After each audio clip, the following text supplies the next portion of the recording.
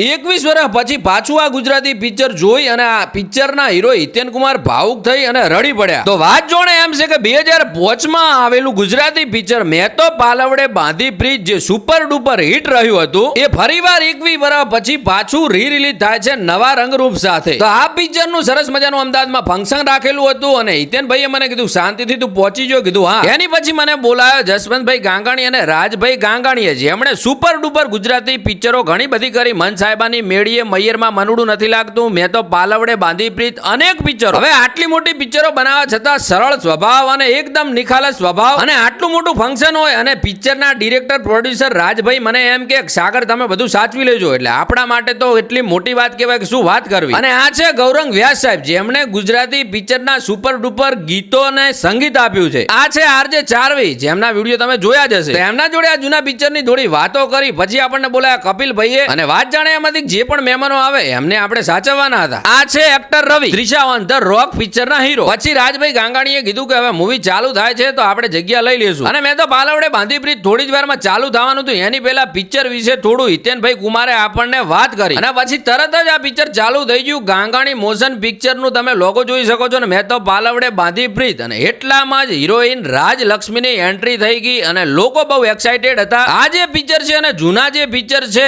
એની જોડે આપણી ઘણી બધી યાદો જોડાયેલી છે. જૂના એક્ટરો અને આ બધા જે જૂના એક્ટરો છે એમને જોઈને એવું જ લાગે કે અમારા ઘરની અંદર પણ આ જ લોકો રહે છે. એટલી બધી યાદો જોડાયેલી હતી. પહેલાના પિક્ચરોની અંદર ઘોડાગાડી, રાસ ગરબા, ખેતરો અને સંસ્કૃતિને લગતું અને સભ્યતા વિશે આપણને પિક્ચરોની અંદર જોવા મળતું. અને અમે પાલવડે બાંધી બ્રિજ છે એની અંદર તો ઘણી બધી યાદો જોડાયેલી છે. પછી ઇન્ટરવલ પડ્યો અને ગાંગાણી સાહેબ જોડે આપણે ફોટો વિડીયો લીધા અને પછી ફરીથી આ પિક્ચર ચાલુ થયું અને ખરેખર લોકોની આંખમાંથી આંસુ આવવા માંડ્યા. પિક્ચર જોવા વાળા તો રડ્યા પણ પિક્ચરનું એન્ડિંગ એટલું જબરજસ્ત હતું અને એટલા ઇમોશન હતા ને કે પિક્ચર પત્યા પછી આ પિક્ચરના સુપરસ્ટાર હિતેન કુમાર પણ રડી પડ્યા, બહુ ભાવુક થઈ ગયા. મેં ઘણા બધા જેનજી મારા મિત્રો છે નાની ઉંમરના એમને ઇન્વિટેશન આપ્યું હતું તો એ કે અમે પહેલી વાર ગુજરાતી પિક્ચર જોયું પણ હકીકતની અંદર કહીએ ને તો અમે પણ ખુદ રડી પડ્યા હતા આ પિક્ચર જોઈને. આવા પિક્ચરો બીજી વાર મિત્રો બનવાના નથી. સાચી વાત છે, આવા પિક્ચરો કોઈ દિવસ ના બની શકે. આ જે ગાંગાણી બ્રધર્સ છે ને એ જ આવા પિક્ચરો બનાવી શકે ને 17 જુલાઈના રોજ થિયેટરોની અંદર ફરીવાર આ પિક્ચર રિલીઝ થઈ રહ્યું છે તો આપણે સૌ જોવા જઈએ, બને એટલું લોકોને કહીએ. તો મિત્રો મારી બે હાથ જોડીને આપણે રિક્વેસ્ટ છે કે આ વિડીયોને વધારેમાં વધારે શેર કરજો જેથી આ લોકો પિક્ચર જોવા જાય. અને આવા જૂના ગુજરાતી પિક્ચરો તમે જોયેલા હોય તમને ગમતા હોય તો સરસ મજાની પિક્ચર વિશે કોમેન્ટ કરો જેથી મને એવું લાગશે કે હજી પણ આપણને આવા પિક્ચર ગમે છે. જય માતાજી.